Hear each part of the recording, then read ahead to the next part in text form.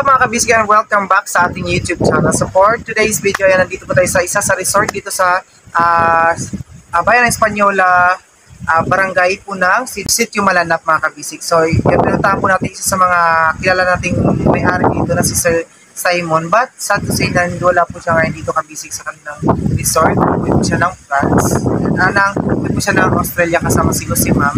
Si Sir Simon, isa sa mga solid na supporters din natin sa restaurant. So always po silang makain na dito sa amin sa Palawan.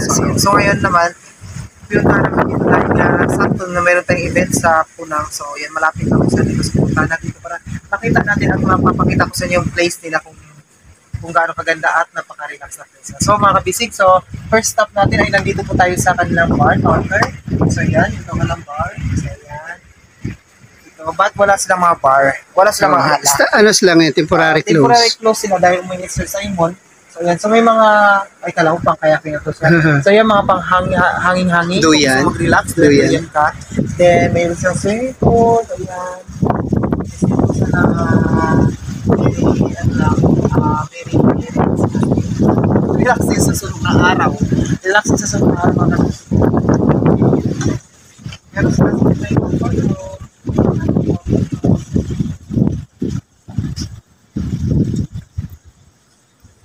Mga policies nila na allowed at allowed.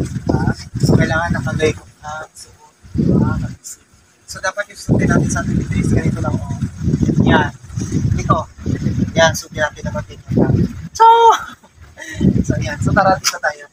Ibugin natin sa gitang sa pera. Okay na. Spray. Yan.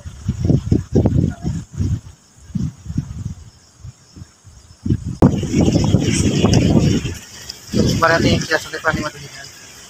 Ilang kiti ako. Mag-green yung ano ko dito. Pagka surog ka ganito guys. Sobrang tirik ng araw. Then walang bubong. Pero mga foreigner, ito yung gustong-gusto nila itong ano. Ito area. Mas gusto na yung sila. Pero tayong mga Pilipino yan. For the sunog-sunog taga tayo pag dito tayo nag-stay ng isang araw tayo. So dito pwede ka maligo sa dagat, pwede ka rin maligo sa pool. Then may mga activities na like pwede dyan, pwede kang then pwede ka mag-basketball, pwede ka sa basketball yan kung pants ka ni yan naman may librot yan, mag-basketball yan. Tapos kung gusto mo naman mag-kayaking yan, may kayaking sila, may kayaking pala sa kayaking guys. Ayan lang, bangka nandoon, yan. Tapos kung mahilig ka manginas-nginas sa mga kabisig, ayan, pwede ka pupunta doon sa isang side na yun. Ayun, ayan, mali. Ayun, doon sa side na yun, doon pwede ka manginas doon. Marami doon mga sikat-sikat sabi ni Kuya. Sige, kaya namuha lang. So, ang tubig lang dito mga kabisig.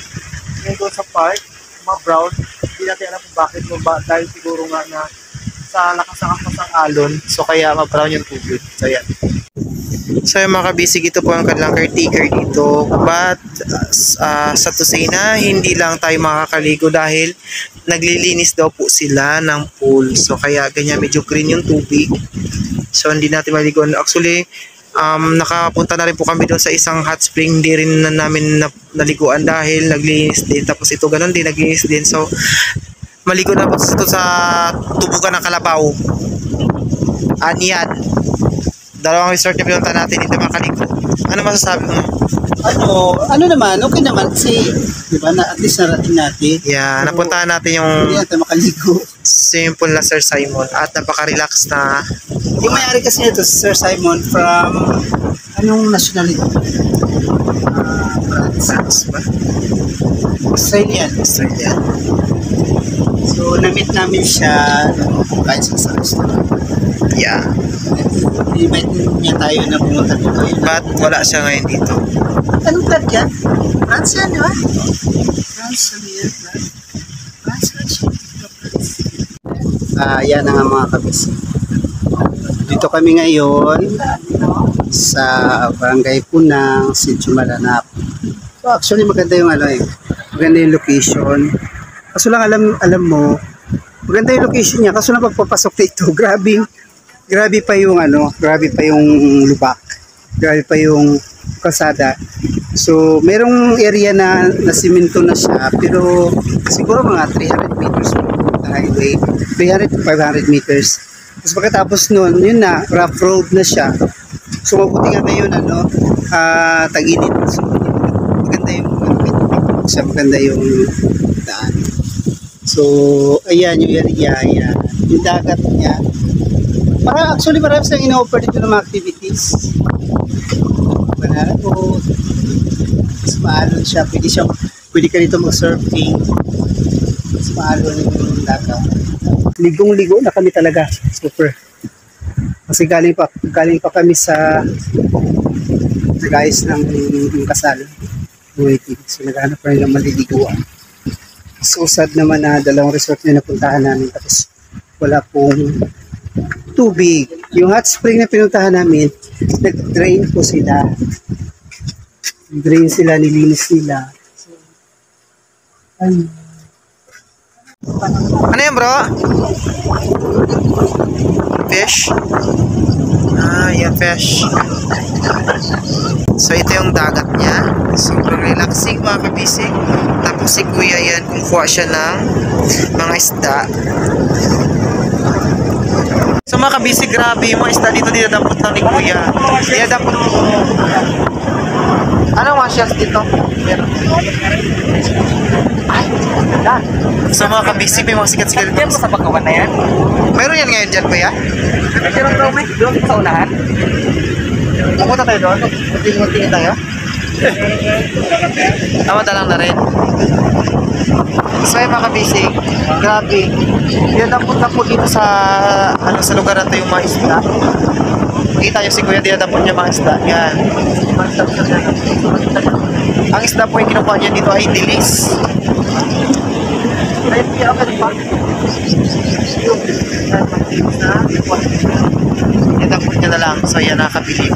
Unbelievable!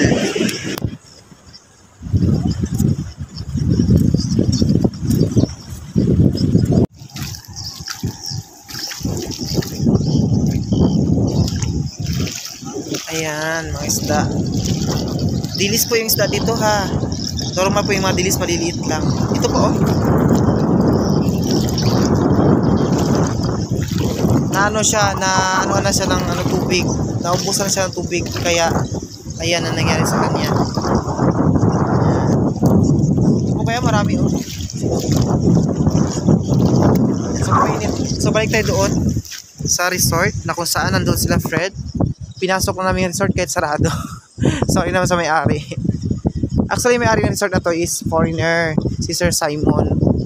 So, kilala din po namin siya dahil isa rin po sa mga kumakain sa restaurant doon sa bayan ng Bukuwen, doon sa atin. So, ito yung ating anak-anakan, piling-piling. Picture na naman. Picture na naman siya.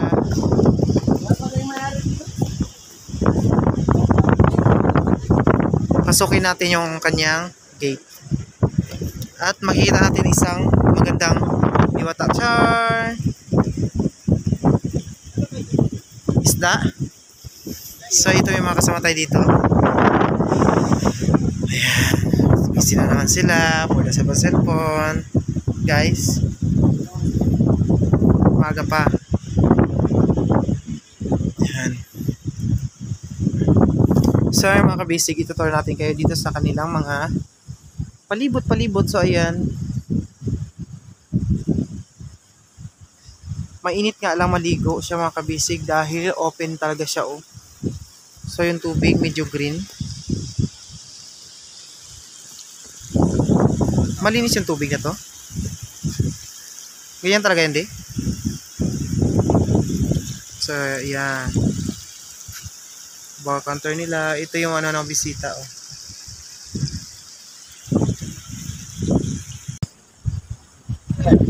Ito yung mga kabisig. Thank you so much. So ayan, ito paano na itour namin kayo dito sa ating napakagandang resort. Sa aming napakagandang resort ni Fred. Sa amin pa rin resort. Char, hindi lang din po. So ayan, thank you so much sa lahat. So mga kabising, dito na lang ang ating vlog. Kung bago lang kayo sa aking YouTube channel, please don't forget to subscribe and like na rin. Ayan, thank you so much mga kabising. Bye!